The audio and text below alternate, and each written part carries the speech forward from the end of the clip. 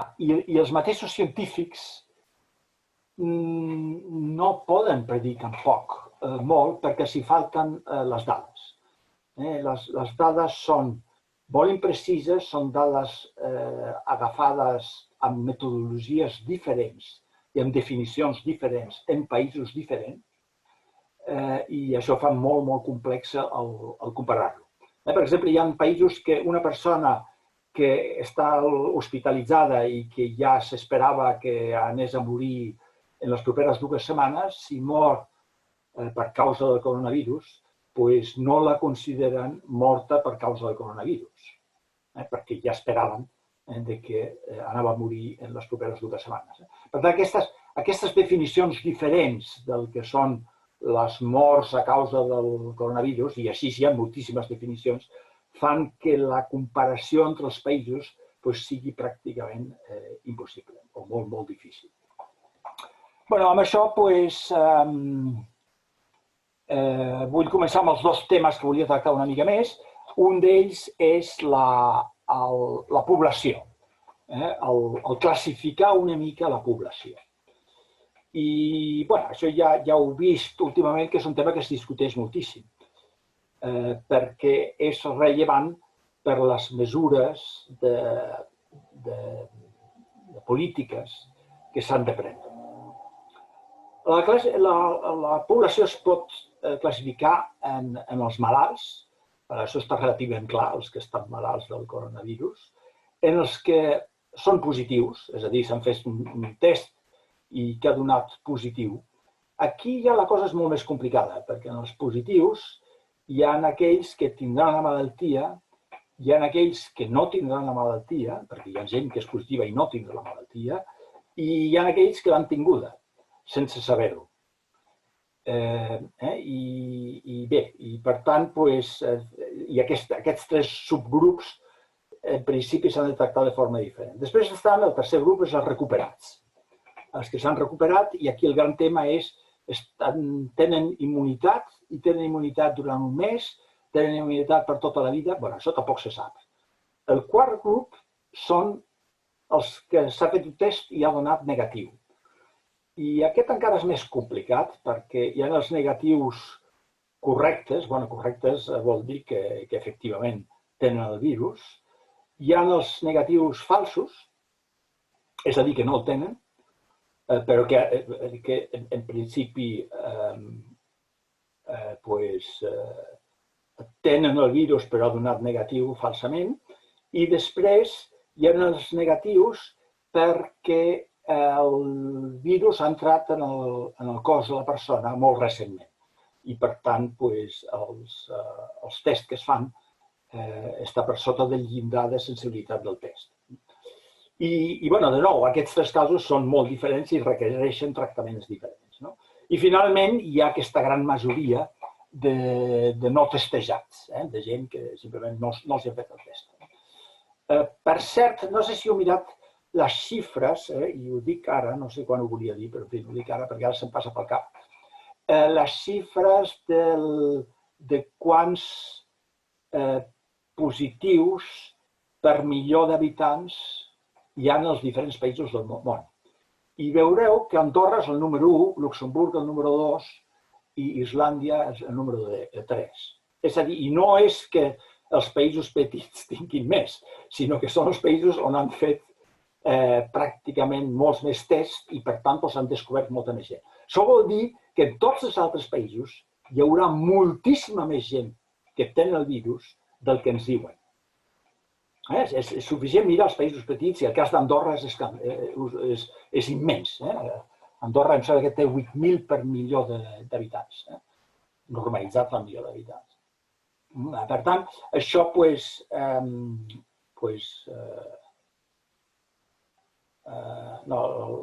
8.000 no sé si és correcte, però en fi, en qualsevol cas, el percentatge dels no testejats és molt, molt diferent en els diferents països.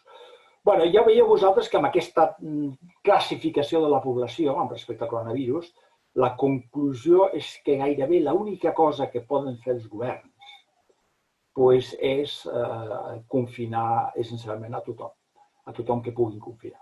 perquè el fer un confinament selectiu, hi ha alguns països que s'estan posant en marxa per intentar fer-lo, però això prendrà un cert temps, el fer un confinament selectiu requereix diferenciar tots aquests tipus diferents d'aquesta classificació de la població. I això estem molt, molt lluny. Fins que no es facin tests de forma molt més massiva, això no es podrà fer. Per cert, això també toca com a conseqüència el tema de les mascarilles, perquè, de nou, les mascarilles, la situació ideal és que hi hagi per tothom i que tothom se la posi. Per uns servirà per molt, per altres servirà per poc, per altres servirà per res, però això en principi, si tinguéssim mascarilles per tothom, això seria la solució. El problema amb les mascarilles és que normalment només es poden fer servir una vegada, almenys les que fan servir la gent normal, i després s'han de llençar i després s'han d'utilitzar correctament. I jo precisament avui, quan he donat una passejada, he vist dos individus amb mascarilla que feien el següent. Se la treien amb els dits, que és ja una barbaritat, fumaven i després se la tornaven a posar. Per tant, els dits, si havia servit la mascarilla, els dits, òbviament, estaven contaminats. I aquests dits, òbviament, acaben estant al nas, a la boca... O sigui que, en aquest cas, la mascarilla el que fa és empitjorar la situació.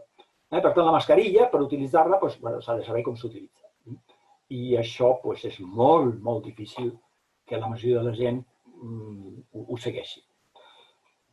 Per tant, des del meu punt de vista, el confinament massiu, que és el que estan fent, el que estan seguint molts governs, en aquest moment sembla ser la cosa més segura. Atenció, això no vol dir que a la llarga això sigui la millor cosa, però és la més segura per a un polític que no vol tenir problemes a posteriori. Perquè l'alternativa radical és no confinar ningú, deixar que tothom faci vida normal, deixar que possiblement es mori més gent, però possiblement la pandèmia passi més ràpidament, perquè acabarà havent-hi la majoria de la gent immunitzada. Però, clar, el cost de vides ningú sap quin seria i això cap polític, lògicament, vol córrer aquest risc. Per tant, jo entenc aquells polítics que han decidit fer un confinament bàsicament per tothom. El segon tema que volia tocar és una mica la definició que es fa servir de vides. Es compten les vides, la quantitat de gent que ha mort. I voldria dir de totes formes que, per sort, i jo ho dic com una persona gran, o sigui, de més de 70 anys i, en fi, amb una història de càncer i història d'aquestes, per sort, els que es moren normalment és gent molt gran i gent que ja tenen algun tipus de problemes. I, per sort, estan morint pocs nens i poca gent jove. Aquí, a Luxemburg, les últimes xifres que jo tinc és que l'edat mitjana, i no sé si és la mitjana o la mediana, no ho sé perquè he preguntat a diverses persones i que en principi ho hauríem de saber i ells mateixos m'han dit que no ho sabien. Dels que s'han mort, clar, és una estadística molt petita, és 86 anys. Clar, si això és l'edat mitjana o mediana dels que es moren, quan una persona de 86 anys, i a més no tots dels de 86 anys o més es moren, sinó es moren aquells que estan ja malalts i que estan en una situació precària. Si al final el que passa és que la majoria dels que es moren són persones d'edat i que sense el coronavirus s'haguessin mort en 5 mesos, si és així, doncs al final ni tan sols es notarà en l'estadística de l'any. Perquè en aquest cas el que faria el coronavirus és avançar un parell de mesos, de 3 mesos, o unes setmanes, o mig any, la mort d'una sèrie de persones que, en principi, haguessin mort al llarg d'aquest any. Per tant, i això és molt diferent del que va passar fa 100 anys. fa 100 anys el que es moria, la primera vaga i també la segona, és molta gent jove, moltíssima gent jove. Sembla ser que part de la gent d'una certa edat estaven immunitzats per a un virus similar al H1N1, a una pandèmia o epidèmia anterior, i per tant eren els joves els que no estaven immunitzats i els que van morir molt massivament. Com sabeu, es parla de xifres entre 50 o 40 i 100 milions, ningú ho sap. En aquest cas, la situació és la contrària i jo haig de dir que en principi això és molt positiu. Per animar-nos s'hauria de més aviat parlar d'anys de vida perduts. Òbviament, i això es pot fer, és a dir, a Europa més o menys l'esperança de vida d'una persona de 86 anys són 5 anys. Ja no dic, això és la mitjana, l'estadística. El cas concret, segurament aquells que es moren, com ja estaven malalts i tal, segurament l'esperança de vida, com he dit abans, era molt més petita. Però la mitjana, que com sabeu es fan servir, les companyies d'assegurança les fan servir, són molt conegudes i per una persona de 86 anys són 5 anys.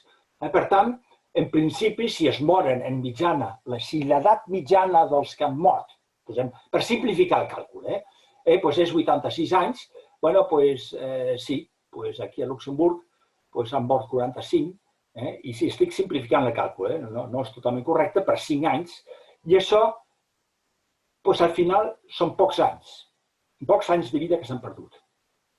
Per tant, d'alguna forma, animaria moltíssim més a la gent si es donessin les dades dels anys de vida perduts, en lloc de les vides perdudes. Perquè les vides perdudes és tractar totes les vides per igual i per mi almenys, des de la meva perspectiva, la vida d'una persona de 20 anys val més que la meva vida. I això que podeu dir que és un tema filosòfic, no ho és, perquè els metges aquest tipus de dilemes els tenen al davant d'ells, quan han de decidir si utilitzen l'aparell per respirar per una persona o per una altra persona o per una tercera persona. M'imagino que ells ja fan servir la majoria un criteri com és el que jo estic dient, però no estic segur perquè segurament tampoc tenen moltes ganes de parlar de quins criteris fan servir, que ha de ser molt dur. Jo vull acabar amb unes notícies també una mica més positives. I és que es compta que com la contaminació atmosfèrica està disminuint i continuarà sent més baixa del que és usual, es compta que això salvarà moltíssimes vides. Això és més complicat de comptar. Se sap que la contaminació atmosfèrica mata moltíssima gent. Milions i milions i milions. Però, clar, no els reconeixem com morts degut a la contaminació, sinó que moren degut a problemes cardíacs o problemes respiratoris, dels pulmons, etc. Per tant, és d'esperar que, degut a aquesta disminució de la contaminació atmosfèrica, se salvin moltes vides. Que no sabrem quines són, però que al final de l'any, quan es faci l'estadística de l'any, això sí que es veurà. I després una altra estadística, una altra cosa que també hi haurà menys morts, és els morts per accidents de tràfic. Hi ha prou de mirar-se com estan les autopistes actualment per veure que òbviament hi ha molt més tràfic i per tant molts menys morts. La diferència, clar, és que totes aquestes altres coses ja o no les reconeixem o ja hi estem acostumats. I això és la gran diferència amb el coronavirus. És el fet de que no sabem com continuarà, és una cosa nova, no tenim prou dades i, per tant, la incertesa del futur és molt gran i, per tant, això inclou alguns futurs molt preocupants. És una mica com el canvi climàtic, i que també alguns dels futurs del canvi climàtic també són molt preocupants. El nivell d'incertesa que tenim ara amb el coronavirus és encara una mica més gran que aquell del canvi climàtic, però en fi, i per tant parlar del futur fins i tot pel científic és molt complicat. Molt bé, doncs això és el que volia dir per començar, si voleu, el debat.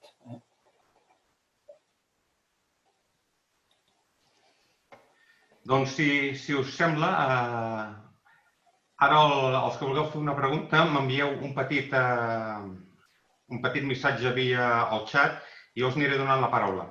En principi, tinc una pregunta del Joan, bueno, dues preguntes. Doncs, Joan, si vols obrir el micròfon i ficar-les tu mateix. Sí, no sé si em sentiu bé, si no... Em sentiu bé perquè no tinc micròfon, pròpiament dit, però... Ok, perfecte. Sí, jo sí. Vale. La primera pregunta és per què els joves no agafen el coronavirus en general i és més aviat la gent més gran? Per què? Bueno, i la segona és quina valoració fas entre la gestió de la crisi d'una manera molt estricta, com ha fet Itàlia, versus altres països que han decidit fer una gestió més light, com Holanda o el Regne Unit, o inclús els Estats Units? No acabo d'entendre els pros i contres d'una opció i l'altra. Molt bé. President, contesto? Jordi. Endavant. Jordi, endavant, sí. A veure, sobre els joves, jo penso que els joves, jo crec que no se sap avui en dia, el que protegeix els joves o per què, bueno, podria haver-hi una explicació. Podria haver-hi una explicació. I és que és un virus, en principi, de mortalitat baixa. És a dir, que és un virus que només mata els que ja estan malament. Això seria l'explicació més fàcil. Òbviament que sempre hi ha excepcions, sempre hi ha fluctuacions, però això, jo que no soc del terreny, és la cosa que probablement em sembli la més probable. O sigui, si fos un virus com el famós de la grip espanyola que va començar als Estats Units el 18, doncs, bueno, estaria matant a moltíssima gent i moltíssima gent jove. Però aquest, per què no... O sigui, no pot haver-hi una explicació,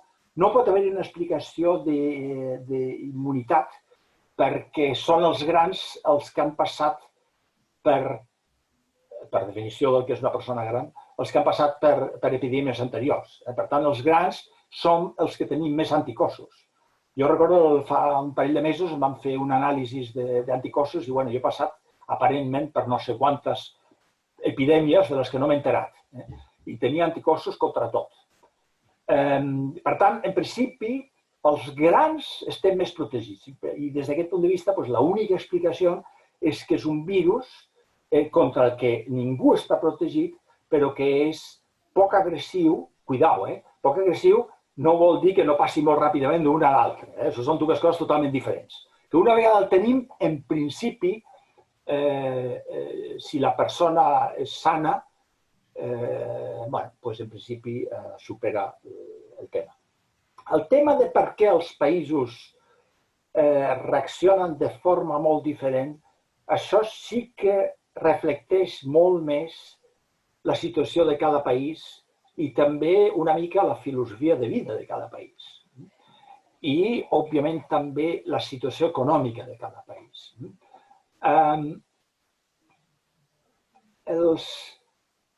Jo m'imagino que els americans, per exemple, i els holandesos també, i els britànics també, li donen normalment una mica més d'importància a l'aspecte econòmic del que li dona els europeus o nosaltres. I, per tant, el prendre mesures que bàsicament tanquen l'economia eren molt reacis. Bé, el que passa és que no els hi ha anat massa bé.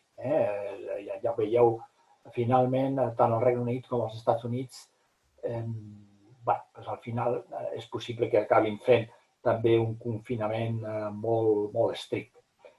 El tema, ja l'he dit abans, el tema del confinament també depèn del que pensa el polític que és capaç d'entendre o de valorar la població, perquè aquests polítics els hi passarà una mica com a Churchill, que tothom estava a favor d'ell durant la guerra i quan va acabar la guerra els votants li van donar una patada. I això és possible que li passi a molts dels polítics d'avui en dia, que quan s'acabi hagin fet el que hagin fet, seran criticats i molts hauran de convocar eleccions i hi haurà canvis de govern. Per tant, jo crec que els polítics, que sempre la cosa que més els preocupa, amb una certa lògica, és que siguin reelegits, crec que en part prenen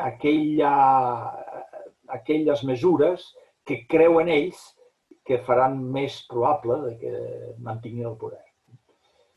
I, després també, clar, la situació financera de cada un d'aquests països és totalment diferent. Holanda té un deute inferior al 50% del PIB. Espanya està a prop de 100 i Itàlia està a 135, en fi. Per tant, és molt, molt diferent en cada un d'aquests països. Després, també, com ja he comentat abans, els països petits tenen l'avantatge que són capaços de passar test a un percentatge més gran de la població. I, per tant, seran, en principi, capaços de desconfinar més ràpidament, perquè podran dividir més fàcilment la població en aquells grups que ja puguin moure's i aquells grups que millor continuïn confinats. Jo m'imagino que els últims que ens desconfinaran són la gent d'una certa edat, perquè, diguem-ne, ja no estem... Jo, per exemple, ja no estic en una edat productiva, posem així, i, per tant, per mobilitzar l'economia no soc necessari. I com, per una altra banda, si atrapo el virus, el risc és relativament elevat, segurament la gent d'una certa edat són els últims que deixaran córrer pel fi i fer vida normal. I això, de nou, té una certa lògica. Però el que decideix cada govern, depèn. No oblidem també que pràcticament ara per tot arreu hi ha governs de coalició i els governs de coalició tenen un procediment de decidir molt més complex, perquè, clar, els parteners que formen el govern s'han de posar d'acord i molt sovint són coalicions molt estranyes. La veritat és que molts països són coalicions molt estranyes i m'imagino que les discussions que tenen dins dels governs han de ser molt importants. Jo crec que tots ells no saben ben bé què fer. I, per tant, la majoria prenen la decisió que creuen que més els hi protegirà, i crec que és així, que és la del confinament i santes per cos. Perfecte. Gràcies. Sí, hi ha l'Anna, que no sé si m'ha demanat la paraula o no, perquè m'ha enviat un missatge que diu sí i no sé què vol dir exactament el sí. Anna?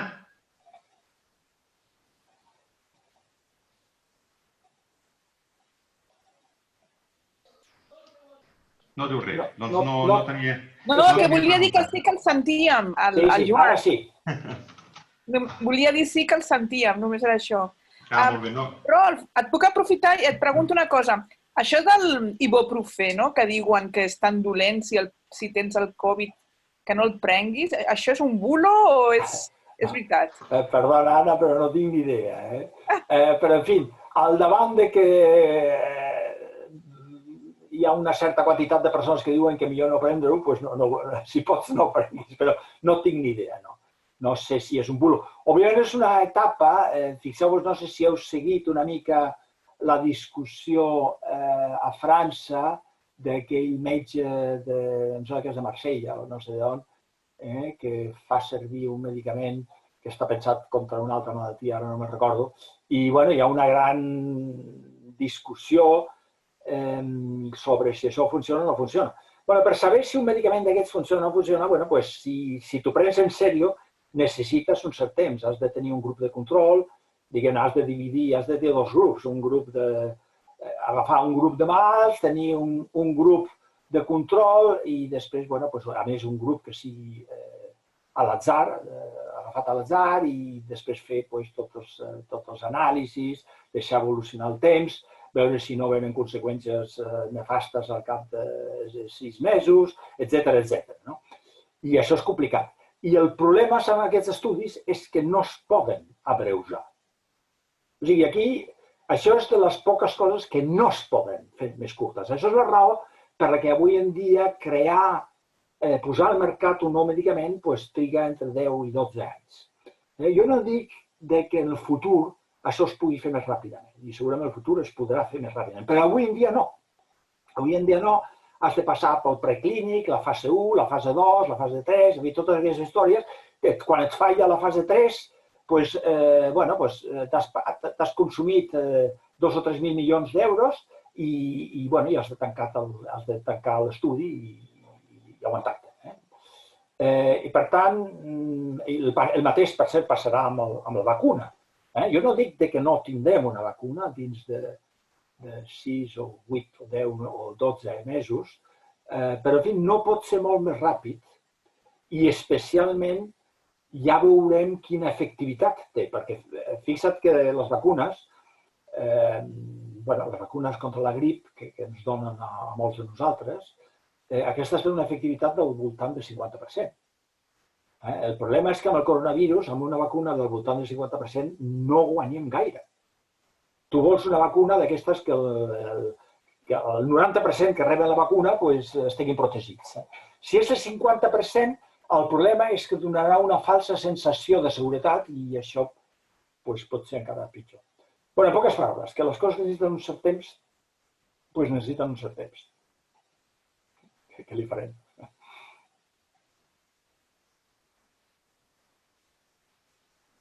Molt bé, tinc ara diverses preguntes. Començarem pel Ramiro, també en tinc una del Miguel Turrión, una de la Marta Rica i una de la Francina. Comencem amb el Ramiro.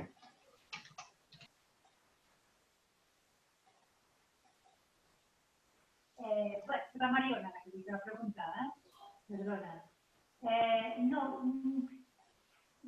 Amb tantes mesures de precaució que s'han posat amb això del confinament, el de sortir a comprar, màxim a sortir 2 persones a comprar, mantenir una certa distància, posar-se una mascareta, posar-se uns guants, no apropar-se a la creixera, no mantenir relacions socials, tot això, quins canvis pot donar-nos en el futur quan això s'acabi? Hi haurà canvis socials en aquest aspecte de mantenir distàncies amb l'administració, per exemple, a través de vidres, a través de... Com ho veieu, això? A veure, ja he dit abans que jo no volia o no puc parlar ben bé de canvis socials o psicològics en el comportament de les persones perquè això és un tema terriblement complex i en el que realment no tenim ni idea. Segurament hi haurà certes pautes de comportament que canviarem i que això es mantingui una vegada s'hagi normalitzat la situació. Perquè de tant en tant això passa. O sigui, les pautes de comportament que nosaltres tenim avui en dia també són un producte que, diguem-ne, també reflecteixen una història social de la nostra societat. I això va canviar. Per tant, algunes coses quedaran, alguns canvis quedaran, altres no. Però jo no sé. Per cert, Jordi, president, jo volia dir que segur que hi ha preguntes que algú dels participants té una resposta molt més clara que la meva. I, per tant, jo pregaria que si hi ha algú que té una cosa més significativa a dir, que t'ho faci saber i així la persona que ha fet la pregunta rebrà una resposta millor. De fet, la pregunta que havia ficat el Miguel Turrión no era una pregunta, sinó que era una resposta a la pregunta de l'ibuprofè, o un matís. Potser que li deixem comentar-ho amb ell. Sí, era simplement per dir que no és un bulo pròpiament, perquè hi ha antiinflamatoris que poden fer baixar la resposta immunitària. Això no és un bulo, és una realitat. Però, ara, el problema és el virus, no és l'ibuprofèn. És una qüestió de laboratori. Dir que, és que l'ibuprofèn no, cal agafar el paracetamol. No, però no és pròpiament un bulo. Això ho volia dir. Però no hi ha problema tampoc. Molt bé. Molt bé. Teníem una pregunta ara de la Marta Rica. Bueno, soc la Marta Roca, perdoneu. Gràcies per la xerrada, per la proposta i per la xerrada. La meva pregunta és, ara estan dient que aquí a Luxemburg faran test d'immunitat i tot això. Per a què serviran? Perquè serà, jo penso, encara més complicat de fer el desconfinament. Hauràs d'anar amb un certificat com que estàs immune o no sé si algú sap per què serveix, perquè ara sembla que sigui una altra manera de sortir-se'n d'això, però no acabo d'entendre per què ho podran fer servir. Gràcies. Bueno, això era el que havia comentat abans una mica. Si nosaltres sabem cada persona en quin grup d'aquests 8 o 9 grups en què he ordenat la població estem, doncs aleshores tu sí que pots fer un desconfinament per grups. O sigui, per exemple, tu pots dir tots aquells que tinguin anticossos, per la raó que sigui, els deixes córrer, que surtin. Normalment els que tenen anticossos ja no infecten altra gent i estan protegits, almenys durant un cert temps. Tampoc sabem exactament els anticossos quant de temps duraran. Hi ha anticossos que duren poc temps i altres anticossos. Hi ha, de fet, de dos tipus d'anticossos. Uns que duren poc, que duren 1 o 2 mesos i uns altres que duren tota la vida. I jo no sé què és el que saben sobre això, però en principi, si aquella gent que saben que estan protegits, almenys durant un parell de mesos, doncs es dona un certificat i que facin vida normal. Això permetria que una part de la societat ja comencés a fer vida normal. O sigui, això tindria un valor. Però clar, això requereix, a veure, sempre hi ha... A veure, primer requereix saber si les proves aquestes, la fiabilitat que tenen. Perquè si aquestes proves, diguem-ne, tenen un 20% de falsos positius, és a dir, si tu mires si tenen anticossos i en el 20% dels casos la prova s'equivoca, doncs pots organitzar un merder de calambre. Jo ho sento molt perquè això sempre és els problemes de qualsevol problema complex i és que no queda més remei que parlar de probabilitats. Aleshores, la paraula probabilitat és una paraula que ni en polítics ni en periodistes es pot utilitzar. I per tant, sempre el polític i el periodista vol que sigui que sí o que no. I els polítics normalment fan això. O sigui, al final decideixen, fem, amb aquest col·lectiu fem això. El que en el 20% dels casos la prova s'equivoqui, diuen, quan passi això ja veurem què fem. És situacions complicades. I ja dic que l'altre problema és que no se sap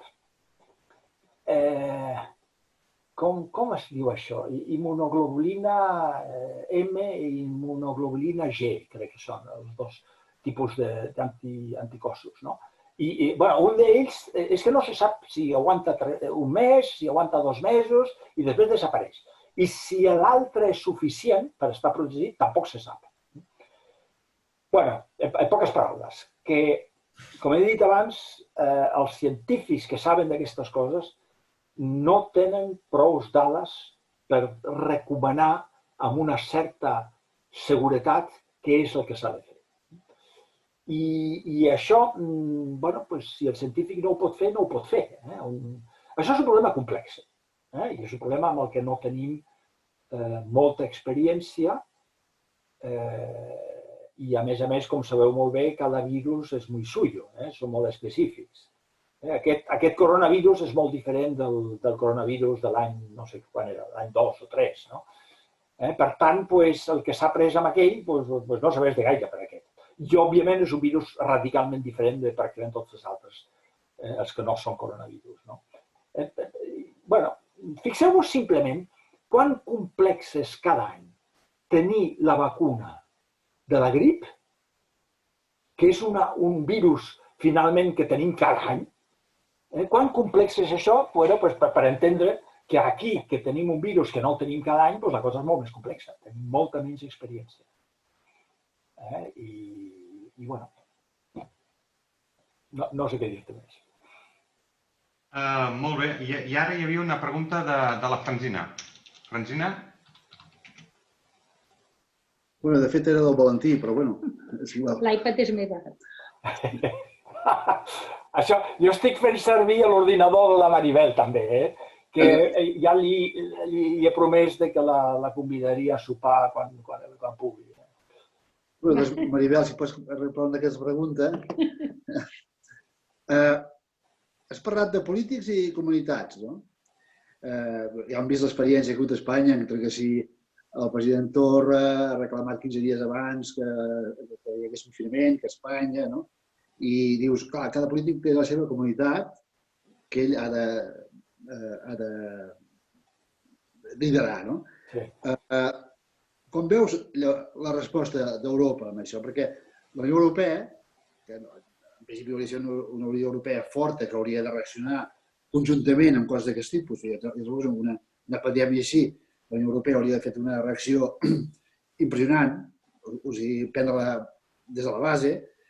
I, per exemple, hem vist ahir, no sé si ho heu sentit, que va dimitir el president de l'European Research Council, l'italià, és més americà que italià, però sí. Sí. Ferrari, sí. Investigador.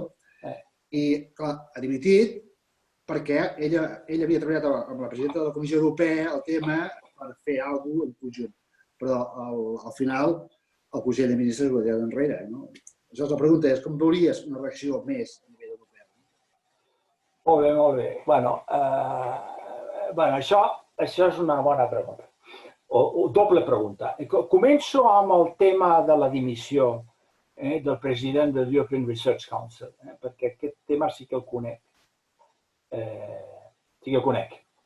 I no sé quantes coses són públiques en aquest moment sobre això. Jo era molt amic he sigut molt amic dels tres anteriors, els tres primers presidents del European Research Council. Aquest era el primer que no coneixia, perquè ara ja no tinc càrrecs d'aquests europeus. Aquest home ha volgut fer una cosa per la que el European Research Council no és adequat. I de fet, ell segur, perquè és un tio intel·ligent, segur que ho sabia. Els que li han dit que no és el Council. O sigui, els 22 científics, i cuidao, això són científics d'altíssim nivell, els 22 científics del Council li han dit això que vostè proposa és una vegenada. I diuen, jo això no sé si és cert, que li han dit que el que hauria de fer és dimitir. Ara, la pregunta és, per què ha fet ell aquesta proposta? Perquè segur que ell sabia que el European Research Council està fet per tenir diners per les propostes més interessants que venen dels investigadors, no per fer una política científica. Per fer política científica hi ha molts altres instruments que es poden utilitzar i que la comissió pot utilitzar, però no aquest. I ell això ho sabia. I la pregunta és, per què ho ha fet? Bé, per alguna raó, penso jo, que ell tenia ganes de tornar als Estats Units. Ell, no sé si sabeu, però ell està en els boards de diverses empreses i està fent moltes altres coses a part de ser president del European Research Council, que és un full-time job i que és molt més que un full-time job. I la gent estava una mica fins als nassos d'això. O sigui que el Council, els 22 del Council ja estaven molt mosquejats que ells estigués continuant als Estats Units i no aquí, fent la feina que havia de fer. Per tant, jo penso que ell simplement tenia ganes de plegar i ha utilitzat això per plegar. No es plega normalment al cap de 3 mesos, a no ser que sigui una cosa escandalosa, que no ho és, això, o a no ser que tu tinguis ganes de plegar, que és el que jo penso que és el que ha passat. Ara, a més, vull afegir una altra cosa. Això és una agència i té una burocràcia, o sigui, allà hi ha uns individus que tenen molt poder, individus que són funcionaris de la comissió i que tenen molt poder. I jo recordo que ja els 2 anteriors presidents estaven una mica cansats d'intentar convèncer a funcionaris de la comissió de què és el que s'havia de fer i de la burocràcia. Estaven ja molt cansats. El que passa és que era gent que aguantaven o eren més europeus, diguem-ne, més disposats a aguantar això a canvi de tenir un programa que està funcionant molt i molt bé. Ara, aquest senyor que bàsicament ha passat la vida a Amèrica, aquest s'ha cansat, ha dit, amb aquesta burocràcia jo no tinc ganes de continuar i ha marxat. Això és en respecte al European Research Council. En respecte a per què la Comissió Europea o la Unió Europea o el Consell o el que sigui no pot actuar més ràpidament. En el fons és molt senzill i és que perquè els països no volen. És que això és tan senzill que no sé per què ho hem de discutir. O sigui, la Unió Europea, aquí, anem a parlar clarament, al final els que continuen manant són els països. Els que continuen manant són els països. La Unió Europea no té l'equivalent d'un senyor com el Trump. I cuidao, i ara no poso el Trump com model, sinó simplement un president que té poder. Això no ho té la Unió Europea. La Unió Europea tot el que té és una sèrie de comissions i councils i tal que han de convèncer a cada un dels països que molt sovint tenen dret a veto.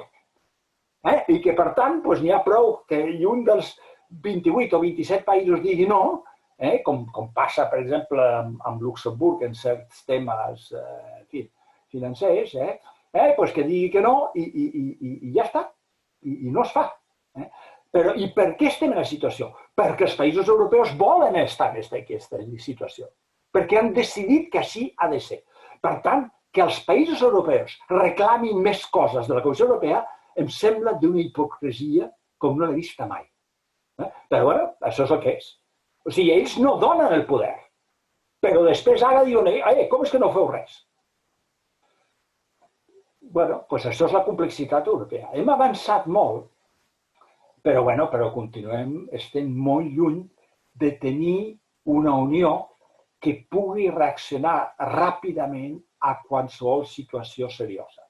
I ho hem vist amb la guerra del 92, 93, als Balcans, que al final van ser els americans els que van prendre la decisió d'interferir perquè Europa no es posava d'acord.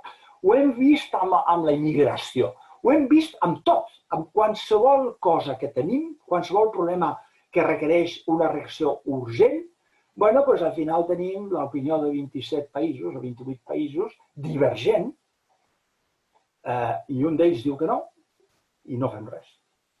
Però això no és culpa de la Unió Europea.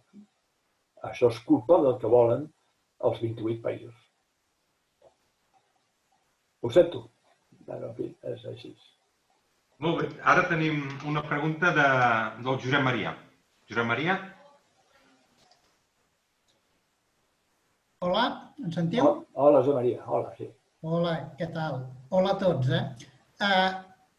Jo estic molt intrigat amb com ens en sortirem del confinament. Per a mi és un conundrum, això. Perquè, si ho entenc bé, es necessita més o menys un 60% de gent immunitzada perquè el conjunt de la societat pugui fer vida normal. És a dir, que el 40% que no està immunitzat estigui protegit pel 60% que sí que ho està. Però com s'arriba amb aquests 60 si estem tots confinats? Ara sembla ser que en cap país hi ha més del 10 o el 15, a tot estirar, el 20% de població ja immunitzada. Clar, com se passa d'aquest 10 o 20% al 60%? D'una manera esglaonada que no col·lapsi el sistema sanitari, perquè si triem aquest 20% primer, hi haurà un moment que haurem de començar a treure gent que no està immunitzada i que s'haurà d'immunitzar. És a dir, haurà d'agafar la malaltia. I, en fi, aquí hi pot haver una altra vegada, ràpidament, un rebrot de la malaltia i tornar a una situació semblant en la que estem ara. I per mi això és un cercle viciós que no l'acabo de veure clar. Aquesta és la meva reflexió i pregunta. Molt bé, molt bé. Jordi, puc fer un comentari sobre aquesta reflexió? Sí, clar que sí, clar que sí. Joan Maria, jo penso que tens tota la raó. O sigui, el que s'està fent, el confinament aquest radical, molt probablement el que farà és que haurem de fer desconfinaments parcials per anar augmentant a poc aquest 10 o 15 o 20% d'immunitzats que tenim ara fins a que arribi al 60%. I això pot ser una història llarga. Pot ser una història llarga. Aquesta és la raó per la que els anglesos, al començament, no volien confinar. Ells, la filosofia era, no confinem i dins de 6 setmanes tindrem a la majoria de la població, o dins de 2 mesos, tindrem a la majoria de la població immunitzada. El que passa és que, clar, igual mentrestant es deixaven 500.000 de morts. I, òbviament, cap polític vol ser el responsable d'una decisió que ha portat a 500.000 de morts. Tot i que després la societat es pot normalitzar més ràpidament. La majoria dels països han decidit l'altre camí, aquest camí del confinament radical, de que el percentatge de gent immunitzada és petit i que a poc s'augmentarà. I, òbviament, tots ells tenen l'esperança que el virus, de cop i volta, desaparegui. Perquè a vegades els virus ho fan. El virus de la grip ho fa.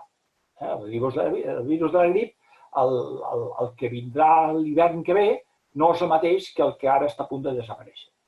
Per tant, els virus, molts d'ells desapareixen. I m'imagino que l'esperança que tenen els polítics és que aquest virus, per arte de màgia, desaparegui i ja està, i se'n vagi la malaltia. Però és possible que passi el que tu dius. És possible que hagin d'anar desconfinant a poc, que tornin... amb l'avantatge que els hospitals, aleshores, no han de fer-se càrrec de massa gent. Perquè, clar, el que està passant als hospitals, i particularment a Espanya i a Itàlia, és molt dramàtic. És molt, molt dramàtic. La quantitat de gent que treballa als hospitals, de professionals de la salut que estan morint, el percentatge és immens. I, a veure, jo vaig llegir recentment, no sé on, que intubar, quan ja la gent no poden respirar, els posen un tub per la tràquea, i que l'intubar, el risc d'agafar la malaltia a l'intubar, perquè a l'intubar sembla ser que el malalt no expulsa gotetes de 5 micres o de 10 micres, sinó que són inferiors a la micra. I aquestes gotetes que expulsa tenen virus. I les gotetes molt inferiors de la micra passen per totes les mascarilles i coses d'aquestes. Hi ha molt poques que ho aguantin. I a més t'entren els ulls molt ràpidament també. I per tant, els metges o el personal hospitalari que ha d'intubar, aquests no sé si saben, sí que segur que saben, que estan fent una cosa d'altíssim risc. Doncs el que vull dir amb tot això és que si evites que arribi massa gent al mateix temps als hospitals, doncs òbviament els hospitals poden fer una feina més ben feta i, per tant, protegir-se a ells mateixos més. Ara, pot passar el que tu dius, pot passar que ens passem aquí un any amb desconfinaments parcials fins a que hi hagi, com tu dius, un 60 o 2/3 parts de la població que estigui protegida i en aquest cas ja més o menys m'imagino que passarem ja tots a fer vida normal, perquè a més és possible que també hi hagi una part de la població que esté protegida sense haver passat per la malaltia, per raons genètiques, això tampoc se sap, però en fi, també això és possible. Sí, senyor, és complicat. Molt bé, també tenim una pregunta del Pere. Pere? Sí, hola, bona tarda a tothom. Jordi, gràcies. Rolf, et volia fer un parell de preguntes, efectivament.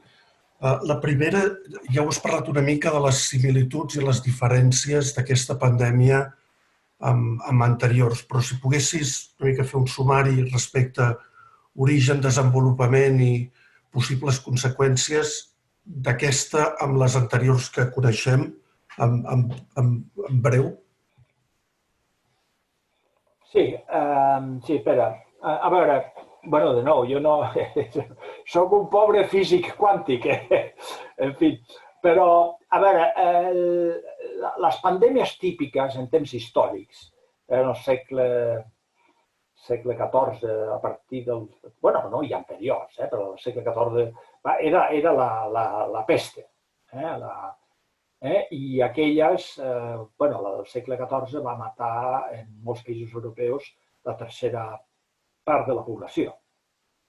Concretament el que era l'imperi alemany, allà va liquidar la tercera part de la població. A Londres tinc entès que també va matar la tercera part de la població de la ciutat de Londres. Aquestes pandèmies en aquella època no duraven un any, duraven 20 o 50 anys. O sigui que és que no desapareixia. Clar que en aquella època el nivell d'higiene no se sabia, òbviament no se sabia res. Això es pensava que era culpa de... Els catòlics pensaven que era culpa dels protestants o dels luterans, més tard, òbviament. O dels jueus, o dels, jo què sé, d'una secta, i el que es feia, o de les bruixes, i el que es feia és liquidar aquesta gent. Per tant, en aquella època pràcticament no hi havia mesures de seguretat, de protecció raonables. Òbviament, la que coneix ara tothom és l'espanyola, que va començar al 18, jo diria que a finals del 18, i va acabar a mitjans del 20, crec, en una segona onada. Ara, és també difícil de comparar perquè no hem d'oblidar. Aquesta va començar en un grup de soldats que estaven als Estats Units i el problema és que hi havia Europa, va acabar a tot el món, però hi havia Europa, que és on va saltar ràpidament, moltíssims joves que estaven en una situació de salut molt, molt precària. O sigui, els milions i milions de joves que estaven en la fase final de la Primera Guerra Mundial, els que sobrevivien, bàsicament en les batalles a França, els que sobrevivien no tenien defenses de res i aquests, possiblement, el virus, que era un H1N1, els liquidava. I, a més, com aquests soldats van tornar junts i després els van col·locar junts en hospitals i en centres de recuperació, allà el virus es va estendre magníficament. I després aquests soldats van tornar cada un a la seva ciutat, al seu poble, i es va estendre el virus. I, òbviament, els australians, que m'imagino, els indis que tenien els anglesos, aquests se'n van anar a l'Índia i van portar el virus allà. O sigui, el virus va acabar a tot el món i, si no em falla la memòria, en la segona onada, atacava també a gent... Continuava atacant molt a gent jove, molt més als joves que als grans, per la cosa que he dit abans, que sembla que no tenien absolutament cap anticòs contra aquest virus, mentre que els grans sí que tenien alguna versió d'anticossos contra aquest virus. I ja dic que al final les xifres ningú les coneix, però, en fi, estan entre... El màxim que s'ha dit són 100 milions. Jo recordo no sé on vaig veure una exposició de pintures de Xile, crec que era, que va morir de la malaltia i era, o sigui, d'un dels expressionistes austríacs, i que la sèrie de pintures era la seva germana morint, la seva mare morint, després el seu amic, que és un altre pintor austríac, el nom se m'ha escapat ara, però molt conegut també, i després, ell mateix va morir. O sigui que, típicament, simplement moria tothom. Va ser...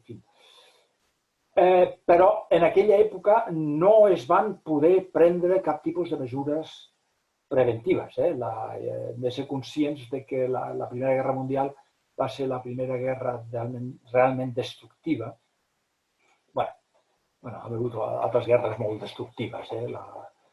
La guerra dels 30 anys va ser també molt destructiva. Hi ha hagut moltes guerres molt destructives, però, en fi, la Primera Guerra Mundial sí que parlem ja d'una destrucció massiva i molt extensa, amb una gran quantitat de població no ben alimentada i, per tant, molt baixa de defenses i amb desconeixement encara del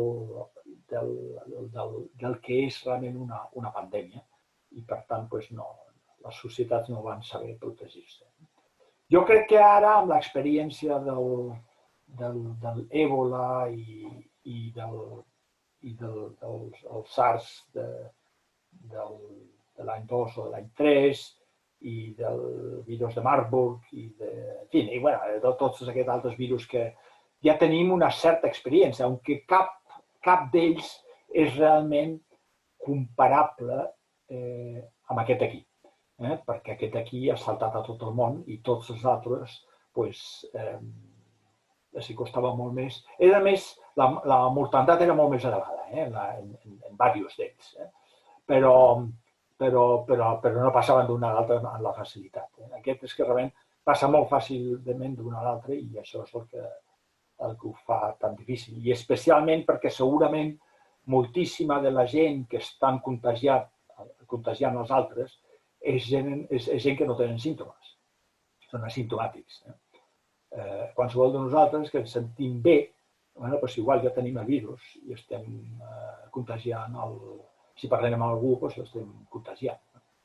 Per tant, això ho fa més complicat. Jo crec que no tenim històricament un cas que ens pugui permetre d'aplicar el que es va aplicar per aquest cas en el cas que tenim ara amb el SARS actual. Molt bé. Moltes gràcies. Jordi, puc fer la segona pregunta? Sí, digues. Gràcies. Rolf, volia preguntar-te, això és una pregunta potser una mica complicada en el sentit de... Jo he llegit bastantes coses en el sentit que es pot interpretar o hi ha interpretacions que aquest virus o el coronavirus ha estat provocat d'alguna manera. Clar, jo no et preguntaré des d'un punt de vista polític o econòmic, parlo des d'un punt de vista estrictament tècnic. Inclús vaig veure un reportatge de la RAI de fa 5 anys on es parlava de que potencialment el que ha passat podria passar. I això és un document de fa 5 anys. Des d'un punt de vista tècnic únicament, es podria dir que això podria haver estat provocat? Gràcies. Bueno, Pere, jo de nou, realment no tinc la competència per respondre a això. Òbviament, els microbiòlegs estan començant, o sigui, tenen la capacitat de modificar virus, com tenen la capacitat de modificar bacteris, i això és possible, no? I clar, no és fàcil perquè per veure realment què és el que faria aquest virus haurien de fer una sèrie de proves que és difícil, que no es poden fer en un laboratori. O sigui, haurien de realment agafar una certa població i distribuir el virus de forma anònima i fer proves. Això no és impossible. Els americans han fet aquest tipus de coses. Ho van fer, per exemple, amb radioactivitat i ho han fet amb certs productes i això s'ha sabut molt més tard.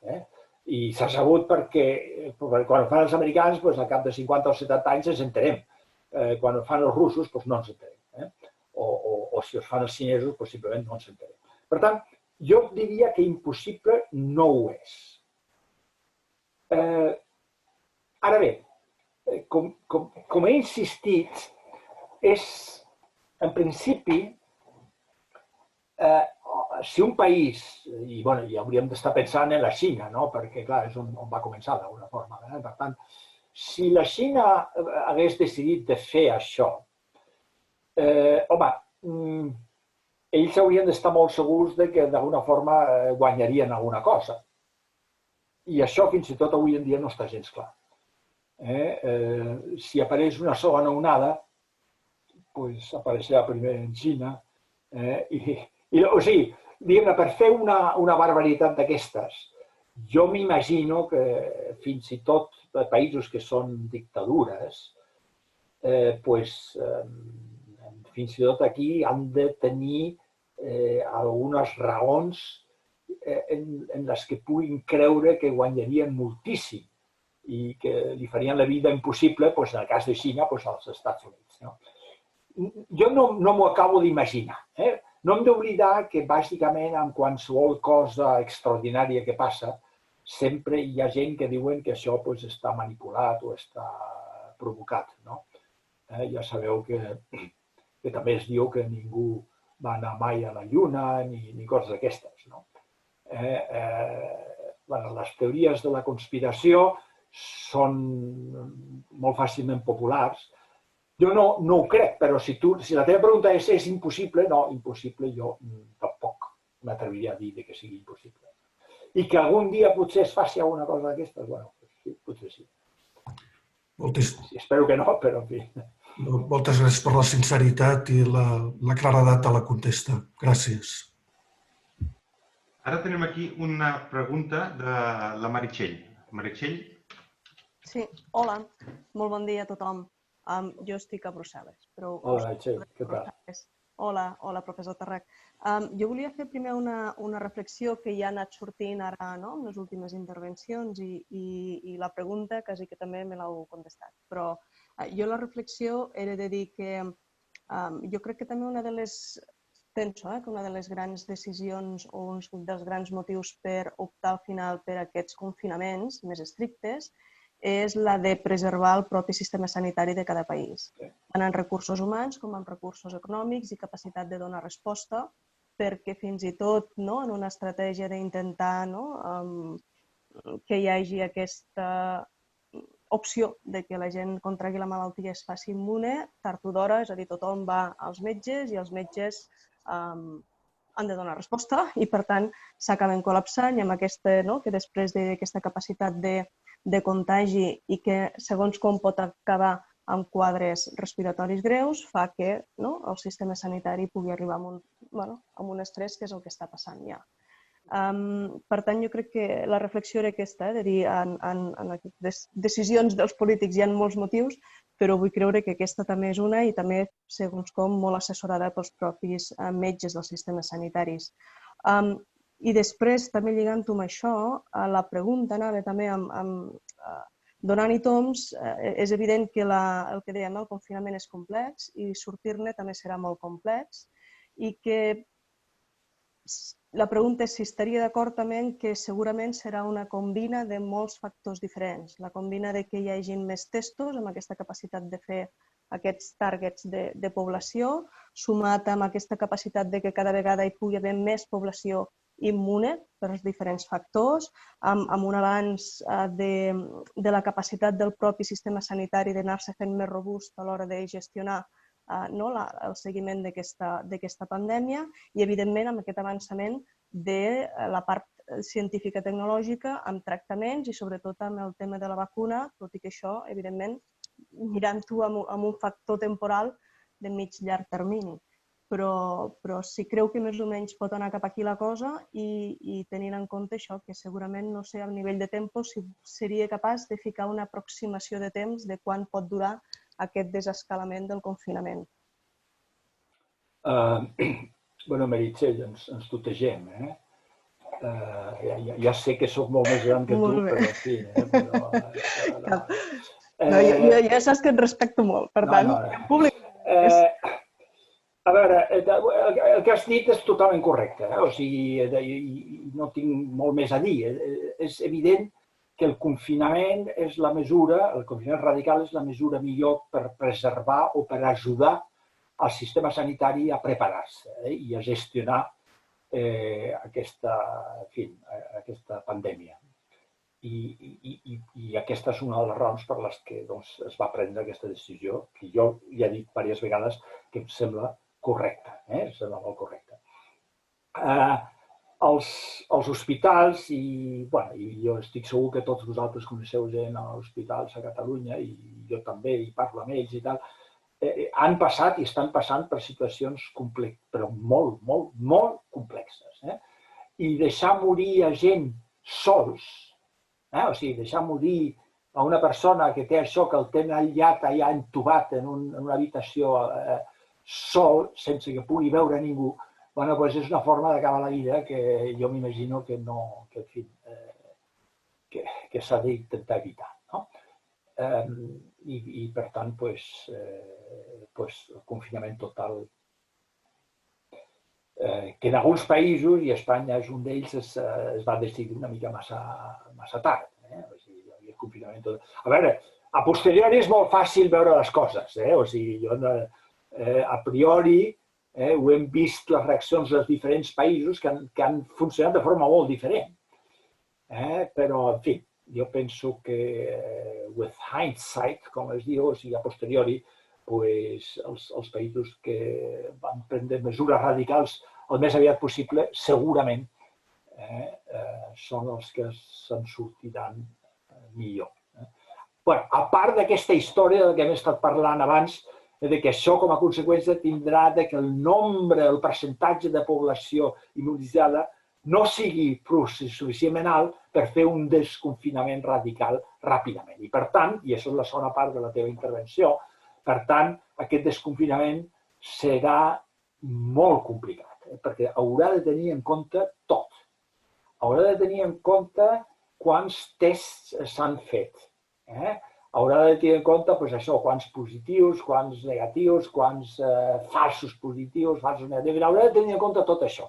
Haurà de tenir en compte quantes mascarilles tenim. Haurà de tenir en compte quants respiradors tenim. Haurà de tenir en compte 100.000 coses i haurà de tenir en compte també que l'economia no pot estar aturada eternament. Perquè aquesta idea de que d'alguna forma podem viure més o menys bé sense que ningú pràcticament treballi, això, en fi, això, diguem-ne, poseu així, és altament improbable. I, per tant, això també s'haurà de tenir en compte. En el moment haurem de córrer riscos, començar a obrir la cosa. I amb l'esperança, clar, que també mentrestant potser s'hagi trobat medicaments, que normalment són medicaments que ja s'estan utilitzant per altres coses, perquè aquests, un es pot saltar la fase 1 i la fase 2. I per tant, o sigui, simplement el medicament que s'utilitza per altres malalties, aquest el pots utilitzar molt més ràpidament perquè ja saps que en principi no és perjudicial. Com ja se sap, aquesta part, que és la més complicada, és una de les complicades, tot això ja no ho has de fer. Per tant, tot el que has de fer és demostrar que serveixi per alguna cosa. Això s'està fent amb moltíssims medicaments que circulen i, per tant, és possible que dins d'un parell de mesos igual tenim medicaments dels que ja s'estan produint i que tot el que s'haurà de fer, en lloc de produir 1 milió de pastilles al mes o a l'any, s'haurà de produir 1 bilió de pastilles i ja està. Però això la indústria farmacèutica en principi té capacitat de fer-ho. Per tant, és possible que mentrestant trobem alguns medicaments que facin que no agafem la malaltia, però que simplement la passem de forma molt més suau. Una mica com el que està passant amb el SIDA. Perquè, clar, el SIDA, recordeu, el SIDA era ja... Jo recordo que molts, per cert, també molts investigadors i tal, deien que més o menys s'anava a cascar la meitat de la població del món, amb la història del SIDA. Avui en dia el SIDA és una malaltia crònica. I, curiosament, vaig llegir l'altre dia que ja hi ha molts costums sexuals que protegeixen contra el SIDA s'estan abandonant, amb la qual cosa el nombre de persones amb SIDA està augmentant moltíssim. Però què és el que passa? Que prefereixen no protegir-se, per les raons que siguin, i corre el risc d'agafar el SIDA. Per què? Perquè s'ha transformat en una malaltia més aviat crònica. Els antivirals, que funcionen molt bé contra el SIDA, estan allà i permeten viure sense cap problema. Tinc aquí al costat a la meva dona que m'ha deixat l'ordinador i que apareixeràs aquí, Maria, el veràs. Per tant, sí, serà complexa, serà molt complexa, però jo penso que entre els científics, els polítics i la societat, jo la veritat és que jo penso que al final ens sortirem. Al final has preguntat, Meritxell, de quan? Doncs no tinc ni idea. I si dic alguna cosa és més aviat el desig de que siguem capaços de sortir ràpidament. I penso que pot passar. I penso que pot passar que igual, si ens reunim al mes de setembre, Jordi, ens convoques al mes de setembre, igual estem parlant d'una cosa que ha passat. No és impossible, això. És simplement que les incerteses que tenim avui en dia són tan grans que no ho sabem. Fins i tot la persona que més en sap no s'atreviria a dir com acabarà això. I tenim por de les coses molt incertes. El ser humà... O sigui, per què tenim més por? A més, hi ha coses psicològiques, perquè, en fi, ja sabeu que tothom té molta més por d'agafar un avió que agafar un cotxe. Quan la probabilitat de matar-se per quilòmetre fet en un cotxe és molt, molt superior que en un avió. Però no, tots, quan tenim el cotxe, el conduïm nosaltres i ens sentim segurs, agafem un avió i ens entra por. Això són coses de la psicologia humana. I la psicologia humana que té la seva lògica, perquè, clar, nosaltres, l'Homo sapiens, durant 120.000 anys, tot el que hem fet és moure'ns sobre la superfície de la Terra, no en la tercera dimensió, que és el que fa un avió. Per tant, el nostre cervell no està absolutament gens preparat per viure això. Doncs el mateix ens passa aquí. Aquestes incerteses futures ens inquieten molt. L'avantatge de la incertesa del coronavirus amb respecte a la incertesa del canvi climàtic. El canvi climàtic matarà molta més gent que el coronavirus. El que passa és l'avantatge del coronavirus és que els mata ja. O sigui, que això ja és qüestió de... ja està. I els veiem persona per persona. Mentre que el canvi climàtic tu no ho veus. Que el canvi climàtic té un efecte sobre la vida dels humans, això se sap, però és una cosa estadística. Tu no saps que Menganito ha mort a conseqüència del canvi climàtic. Bueno, a França, recordareu la vaga aquella de calor que era el 2003. Jo la vaig passar a l'Empordà, en una casa que teníem allà, i recordo un estiu horrible. L'estiu del 2003 van passar 6 setmanes d'unes temperatures tremendes. Bueno, a França van tenir un pic de mortandat de 60.000 persones. O sigui, van morir aquells 2 mesos 60.000 persones més del que tocava. Per cert, eren tot persones grans, un altre cop. Atenció, és una mica el que està passant ara.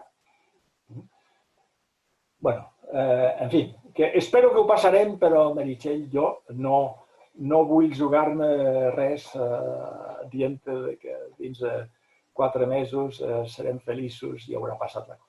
No ho sé. A veure, tinc aquí una paraula demanada, una mà aixecada, d'un tal Webinar Assistant, que em sembla que és el Jos Van Bommel, però no n'estic segur, que no sé si té la mà aixecada perquè feia proves o és perquè volia demanar la paraula. Bueno, si és el Jos, el que passa no el veig. Em sembla, no ho sé. No diu res. No diu res el Jos? I potser la seva dona digui alguna cosa. Sí, ara. L'Anna? Ara bé, és que està... Estava cuinant! Ah, Anna, vale. Que li deixes la paraula al Jos, no? Estava cuinant jo. Però ara Àlex està ajudant. Jos és un professor de temes de finances i coses d'aquestes a la Universitat de Luxemburg i és holandès i està casat amb una catalana i com ja sabeu, quan un es casa amb una catalana s'acaba parlant en català. Sí, qué remedio. Però no vol parlar en català. No li surt, tio. No. ¿Qué pasa? ¿Hi ha una pregunta o...? Tu havies preguntat. Ah, no!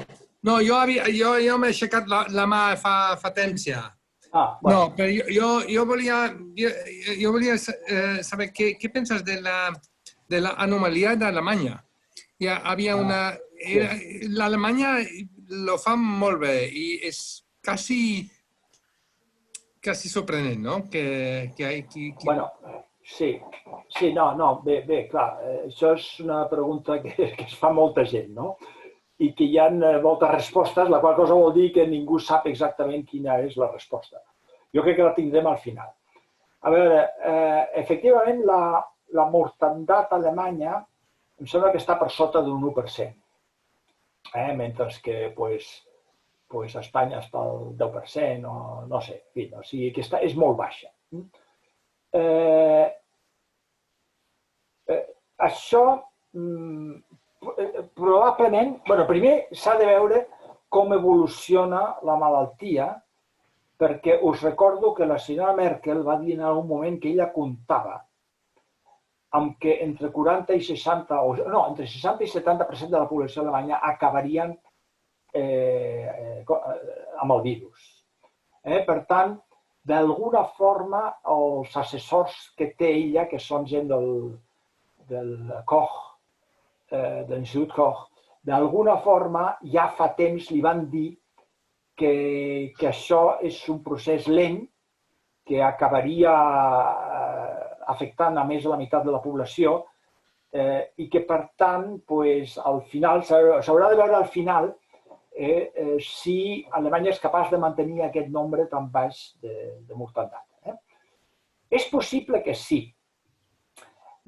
El que passa és que Alemanya és un país normalment ben organitzat i que el sistema federal alemany funciona molt bé.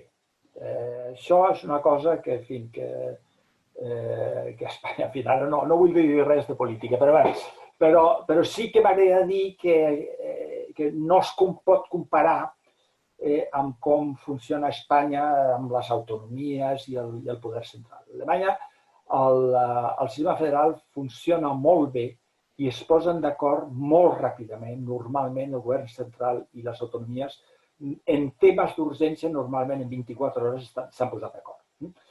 I clar, I això ha fet, a més, com és un país molt descentralitzat, té bons hospitals per tot arreu, és a dir, qualsevol poblet. A mi mateix, quan em van operar no sé quantes vegades, m'operaven aquí a Saarbrücken, a Hamburg, que, en fi, i és un hospital magnífic. O sigui que en qualsevol ciutat de 100.000 habitants tens hospitals excel·lents. I això els ha permès, també han distribuït molt les tasques. O sigui, immediatament han distribuït gent a aquells hospitals que estaven a prop de no tenir ja més mitjans, doncs els han descarregat. I això ha ajudat moltíssim. O sigui, jo penso que els morts que han tingut eren inevitables, mentre que en altres països crec que hi ha molts morts que es moren perquè el sistema sanitari està col·lapsat, perquè no s'ha pogut tractar com realment en circumstàncies normals els haguessin pogut tractar. Jo no sé si també diuen que és possible, i abans ho he comentat una mica, que la definició de persona morta a causa del coronavirus a Alemanya ha sigut diferent que en altres països. En altres països, la persona que saben que té el coronavirus i es mor per coronavirus. Tinc entès que a Alemanya, i abans ho he comentat sense esmentar Alemanya, la persona que estava al final de la vida i que diguem-ne que li donaven 1 o 2 setmanes de vida, aquesta persona, si moria, no la comptaven com morta pel coronavirus, perquè ja sabien que en 1 o 2 setmanes s'anava a morir. O sigui, això és un avançament d'una mort que ja se sabia que anava a venir. Com moltíssima de la gent que està morint estan precisament en aquestes circumstàncies, això també podria explicar aquesta diferència. Això ho he comentat, us he dit abans, que un dels grans problemes és que les metodologies utilitzades pels diferents països són diferents. I vosaltres sabeu perfectament que un no pot comparar ni integrar estadístiques quan les metodologies són diferents. I això fa que una política coordinada és tan complicada. Per cert, amb això torno al tema de la Unió Europea o de la Comissió Europea. Doncs, clar, per prendre mesures com Déu mana, la Unió Europea hauria de tenir el poder d'obligar els diferents països a fer servir exactament les mateixes metodologies. I la Unió Europea no té absolutament cap poder en fer-ho, això. Simplement, ni els francesos, ni els alemanys, jo diria que ningú els hi fa ni cas. Segurament perquè això implicaria fer no sé quantes reunions, definir aquestes coses i, clar, lògicament, els països no volen perdre temps. Per tant, és complicat. Haurem de veure al final de tot, quan hagi passat això, fins i la mortandat. I després, a veure, hi ha països més rics i països més pobres, i hem de ser realistes, els països més rics tenen més mitjans de molt ràpidament reaccionar i comprar a un preu més elevat productes sanitaris millors. Això, és així. Els Països Baixos, que és el teu país, també ha seguit la seva pròpia via, que potser tu ens l'expliques, perquè diguem-ne, és una via que és difícil des de fora, és difícil de saber, de comprendre, però tinc entès que també han seguit una mica una via en la que el confinament, al començament almenys, era molt menys radical. No sé com està ara allà als Països Baixos. Sí, jo vaig pensar que els nostres països, Països Baixos i Alemanya, eren molt semblant a la manera de veure i la informació també. Perquè també el nostre govern ha dit el mateix que Merkel, que el 50-60% el va tenir i ens toca i no hi ha res a fer i tal. Però ara veig que la mortalitat és molt, molt menys en Alemanya. Però després d'aixecar-me la mà, he mirat el Worldometer i he vist que ara sembla que també Alemanya va una mica més darrere, que està ja també avui ja està potser una setmana més darrere. Però de totes maneres va ser... Jo he vist de la teva xerrada, he vist que hi ha molt optimisme també i optimisme vol dir que també hi ha coses bones. És sempre difícil de dir-ho, però ara investigadors en els pròxims anys tenen molta feina i això és una cosa que és interessant. Podem aprendre moltes coses i entre altres coses, per aquestes preguntes, no? Per què hem fet mal aquí i què podem aprendre allà. I això interessa i també com a economista també he pensat que la ciència és més interessant. I ja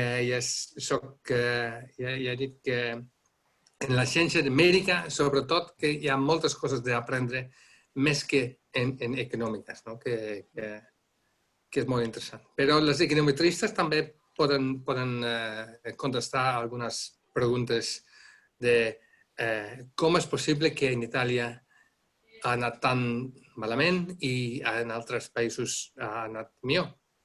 I segurament que hi ha molta investigació en els propers anys i interessants i podem aprendre molt. Això és interessant.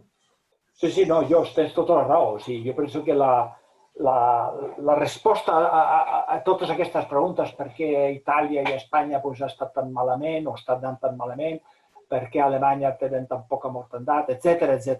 Totes aquestes coses, les respostes no les tindrem fins dins d'un any, que es començarà a entendre una mica més quins factors han jugat un paper tan important. Per cert, en la comparació amb els Països Baixos i Alemanya, Alemanya té en aquest tipus de circumstàncies un avantatge amb respecte als holandesos, com tu saps, i és que són més disciplinats que vosaltres, una mica més. I en aquest tipus de circumstàncies això és útil. Aquesta mania de la disciplina a Alemanya li ha costat, òbviament, una història dramàtica en el segle XX, però, en fi, en aquest tipus de circumstàncies això és un avantatge. Això és un problema, per exemple, que tenen a França, que per mantenir una mica les distàncies i tal, han de treure, no sé, 60.000 policies i gent armada i tal. En altres països això, els suecs, per exemple, que van totalment per lliure, és a dir, que no fan res, no, ni policies ni res, o sigui que ells fan vida normal i per tant veurem què és el que passa amb Suècia. I curiosament Noruega, que està, si voleu, que té, jo què sé, més de 1.000 quilòmetres de frontera amb Suècia, aquells sí que han fet un confinament bastant radical. O sigui, veieu països similars però que han seguit línies molt diferents i jo crec que això té que veure, ho he dit abans, amb les coalicions també que estan al poder, diguem-ne, en la situació econòmica, en el cas dels Països Baixos i Alemanya, els dos països tenen una situació econòmica molt similar, per tant això no hauria d'haver jugat un paper tan important. És difícil, però tot això, moltes d'aquestes preguntes, com tu has dit, Jos, la resposta vindrà dins d'un o 2 anys. I amb respecte a l'optimisme, doncs sí, jo penso que sí. Jo penso que és perfectament possible que algunes coses aprendrem, algunes coses farem d'una altra forma en el futur i segur que l'estudi d'aquesta pandèmia, que mai s'haurà fet un estudi tan acurat d'una pandèmia com la que es farà d'aquesta d'aquí. Això és segur. Hi haurà, no dic milions, però en fi, no massa lluny de milions d'investigadors estudiant-lo I això ens permetrà, perquè els virus, quan l'Homo sapiens ja hagi desaparegut de la Terra, doncs us asseguro que els virus continuaran. O sigui, que diguem-ne, pandèmies i coses d'aquestes vindran més. Això seria molt sorprenent que no fos així. Però aprendrem molt. Aprendrem molt i això sempre és positiu. En fi, que ser pessimista no s'ha d'estar res. Soc optimista i efectivament que hauria pogut ser molt... Em costa dir-lo perquè hi ha molta gent que li passi molt mal, però podem aprendre molt i jo crec que estarem millor preparats per el següent, que hi haurà més d'aquestes pandèmies. Pot ser que dura 10 anys, 20 anys, però d'aquesta podem aprendre molt, molt, molt, molt, molt. I això també és un avantatge per als científics i inclús per als economistes, com podem millorar la resposta econòmica. Molt bé. Tenim una última pregunta del Toni Franco. Toni?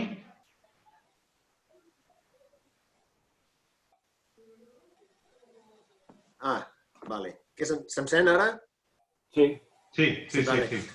Hola, bona tarda, professor. Jo tenia dues preguntes. Una té a veure que dintre de tota aquesta correlació d'errors i coses mal fetes que s'han fet, hi ha una història d'èxit, que és la història de Corea del Sud. I per què no s'està aplicant aquest model en tots els països i quines són les dificultats que aquest model trobaria a l'hora d'aplicar-se? Perquè s'està veient. Jo, per exemple, aquest matí he anat a comprar al súper i estava més de la meitat de la gent i gent gran sense mascareta. I s'està parlant per activa i per passiva que la mascareta és superimportant. Són coses que no entenc. Això seria el model de Corea del Sud. I la segona pregunta té a veure amb les llibertats, perquè ara mateix a Espanya, durant aquest període d'excepció i emergència i tot plegat, totes les lleis estan abolides, estan supreditades a aquest estat d'excepció. I hi ha molta gent que té por que aquestes llibertats mai se tornin a restablir, no com estaven abans, però a un nivell acceptable de llibertat, que abans estava fatal també. Quina és la seva opinió de si després que passi aquesta pandèmia a Espanya se restabliran el sistema de llibertats o continuarà... Haurem perdut molts, no mitjons, llençols en cada bugada. Gràcies. Molt bé, Toni. La primera pregunta és Corea del Sud. Sí, efectivament, Corea del Sud sembla ser que, per les dades que coneixem, sembla ser que ha fet el que s'havia de fer. El per què nosaltres no els hem imitat? Doncs no ho sé. Òbviament, Corea del Sud, abans he dit un avantatge, parlant d'Alemanya, que és la disciplina. Els coreans del sud encara tenen molta més disciplina que els alemanys. És a dir, que ja el govern diu aquí fem tal cosa i la fa tothom. I òbviament, quan un sap que el projecte, els mètodes que vol utilitzar per lluitar contra el coronavirus, quan sap que la implementació, la població la seguirà al peu de la lletra, doncs això funciona molt millor que quan passa, i això passa molt sovint als països del sud d'Europa, que es diu, home, però no serà per a tant, en fi, no em vinguis a mi ara a dir que jo no puc passejar amb els meus amics i prendre la cervesa amb els col·legues i la tertúlia i tal. Això són postures diferents. I ja dic que en certes circumstàncies són avantatjoses. Després, Corea del Sud té una indústria immensament potent. No té res a veure amb la que té Espanya. però res a veure. O sigui, Corea del Sud, vosaltres sabeu la quantitat de xinesos que tenen components que venen de Corea del Sud i que vosaltres no us entereu. És a dir, la capacitat de la indústria de Corea del Sud de fer el que sigui necessari, de fer mascarilles per tothom o de respiradors o jo què sé, molt ràpidament és immensa. Allà el govern els diu a la indústria, són aquells conglomerats que tenen un nom que he oblidat. Són conglomerats immensos, industrials, i que són capaços de fer qualsevol cosa pràcticament instantàniament. D'això aquí no tenim res. Per tant, això és Corea del Sud. A més, la capacitat d'un govern europeu, fins i tot aquells que tenen indústries potents, com els holandesos i els alemanys, de mobilitzar la indústria és limitada. La senyora Merkel li pot dir al president de la Mercedes, de Daimler o de Volkswagen o Siemens, no sé què, li pot dir el que vulgui. I li pot dir, home, per què no feu això? I, bueno, si el Consell d'Administració opina que es fa això, es fa això. A Corea no és així. El Corea té un sistema que ara diré una cosa que espero que no em provoqui problemes, s'hi sembla una mica a Luxemburg. És a dir, el govern luxemburguès té participació en pràcticament totes les indústries importants. En totes les empreses importants el govern luxemburguès té participació. Això vol dir que pot influir positivament, en principi, les grans empreses molt ràpidament. Això no passa. Els francesos ho tenen una mica. Ho han començat a desmuntar, però tenen una mica la participació estatal en grans empreses. Això és amb respecte a Corea del Sud, però, en fi, no sé si he pogut donar-te bones raons. L'estat d'alarma o estat d'excepció, no sé com es diu, no, jo no em preocuparia. Òbviament, sempre es diu per tot arreu que quan es torna a la normalitat sempre queda alguna limitació de les llibertats. A veure, és cert que d'alguna forma per controlar una pandèmia un dels mètodes és tenir, i s'està plantejant molt seriosament, de seguir individualment amb el mòbil a tota la població. O sigui, que tu saps cada individu on està en cada moment. I això tecnològicament es pot fer. Òbviament, això no és ben bé el que entenem per llibertat nostra, dels humans, però, en fi, la població acceptaria en una situació d'urgència. I és cert que després no se sap mai si aquest sistema de seguiment individual que s'ha posat en marxa, si després els governs els desmunten. Però el mateix passa amb qualsevol de les grans empreses, no sé, Google i Amazon i tal, que ens segueixen a tots nosaltres i que sembla ser que som nosaltres tots molt feliços amb això, perquè ningú es queixa. Llevat que filosòficament la gent es queixa, però després la gent continua comprant els productes utilitzant Google i Amazon i tot això. I aquests, t'asseguro, que ens segueixen molt i molt més que qualsevol govern. Per tant, sí, és possible. Ara, formalment, no. Formalment, no crec jo que vamos, en fi, no veig cap... Home, no sé que hi hagi un cop d'estat o una cosa d'aquesta, és una altra història, però no veig absolutament cap perill que no es tornin les llibertats. Atenció, el que sí que pot passar és que com a conseqüència d'aquesta crisi hi hagi canvis polítics. Això sí que pot passar. Això no tinc ni idea. I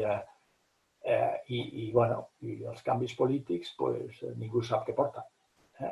I hem vist a Europa, hi ha molts països que han sigut democràcies relativament recents a l'Europa de l'Est i que estan ja al límit que siguin encara democràcies. De fet, alguns d'ells ja no són democràcies. Hongria simplement ja no és una democràcia. És tan senzill com això. Polònia està una mica al límit, etc. Per tant, Espanya és una democràcia relativament recent, no ho hem d'oblidar. No té una tradició democràtica com, jo què sé, com el Regne Unit o com els Estats Units. Bé, tots els Estats Units, amb tota la tradició democràtica que tenen, també han col·locat un individu com Trump allà. O sigui que tampoc no tenim cap raó per... Els checks and balances estan encara funcionant, però si hi ha un segon mandat del Trump, ja veurem si no desmunta fins i tot els checks and balances als Estats Units. Per tant, fins i tot en democràcies que tenen més de 200 anys de continuïtat democràtica, pot passar que una crisi forta porti a una limitació, però decidida de forma democràtica, a una limitació dels drets humans. Sí, això pot passar. Però, en fi, espero que no passi. Gràcies. De totes formes, i continuant, no és una paraula, encara. Si Xina, per exemple, se'n surt molt bé al final d'aquesta història i els europeus no ens sortim gaire bé, i els americans tampoc, pot passar que hi hagi gent que pensi que d'alguna forma tenir un sistema polític com el xinès no està tan malament. Bé, en fi, això jo no ho sé. En fi, ja veurem. Això ja són temes dels que no tenim ni idea. Espero que no passi. Doncs, si no hi ha cap pregunta més, al principi no tinc cap més petició demanada i ja s'acosta, realment ja són gairebé les 8, és a dir, que hem complert el timing perfectament. Jo el deixaria aquí per acabat i només agrair-vos a tots la participació. Un petit apunt, és veritat que he estat gravant tota la videoconferència perquè m'ho han demanat. Si algú ja té algun impediment perquè es publiqui, doncs que ho enviï, que m'ho digui i no l'enviaria. En principi està gravat. No sé si aconseguiré enviar-ho perquè deu pesar bastant i no sé si ho aconseguiré, però en principi ho estic gravant tot. Molt bé, Jordi, moltes gràcies. Moltes gràcies per convidar-nos a tots i moltes gràcies per l'iniciativa. Jo penso que és una magnífica iniciativa i un aplauso al Centre Català. Moltes gràcies. I Déu a tothom, I salut per tothom, Cuideu-vos molt tots i ja anirem mirant de fer-ne algun altre si hem de continuar confinats. Una abraçada a tots. Molt bé, gràcies. Igualment. Adéu a tothom. Adéu. Adiós. Adéu.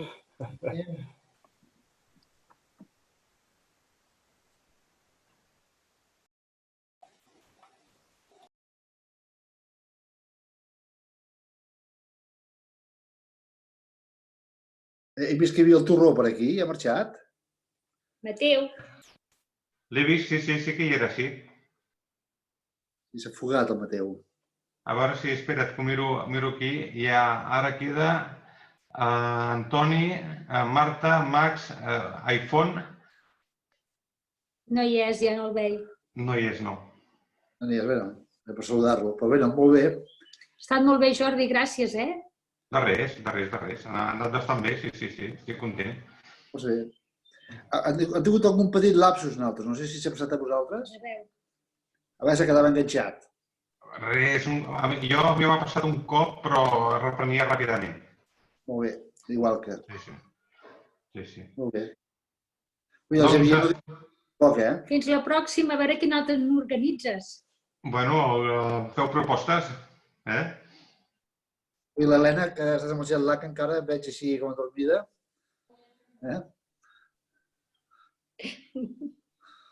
Valeri, estàs aquí mig adormit o què? Activa el micro. Dos. Ara, ja està. En absolut, ha sigut fantàstic. I si, a més, podem disposar de la gravació, jo, doncs mira, la passaria als meus fills, la passaria a la meva germana, perquè ha sigut brillantíssima, molt i molt bona. O sigui que un aplaudiment total als organitzadors i a ell. I a ell és que ha sigut molt interessant i, a més, el segueixes amb... O sigui que no sé si m'està sentint, però la veritat que sí, ha valgut molt la pena. Sí, molt contents. Vinga, una abraçada a tots, Molt bé. Doncs m'agrada que us hagi agradat. Cuideu-vos i us desconnectaré tots, eh? Us desconnecto jo automàticament. Vinga, cuideu-vos. Vale.